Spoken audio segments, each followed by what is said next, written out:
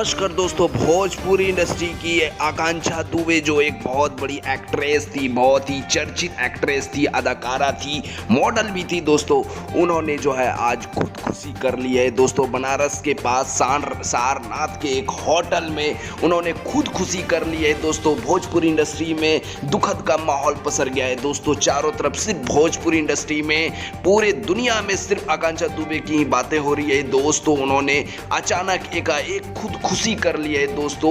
वजह अभी तक क्लियर नहीं हो पाया, साफ नहीं हो पाया कि वजह क्या था, किस वजह से उन्होंने ऐसा कदम उठाया। उनकी ज़िंदगी अच्छा खासा पॉपुलरिटी मिल रही थी, फिर भी ऐसा क्यों हुआ दोस्तों, अभी तक इसका खुलासा नहीं हो पाया है। आज उनका एक गाना भी रिलीज हुआ है जो कि काफ़ी ट्रेंड कर रहा है। गाने का नाम है आरा कभी हारा नहीं, जो पवन सिंह के साथ दोस्तों। अभी तक लेकिन वजह साफ नहीं हो पाया है दोस्तों।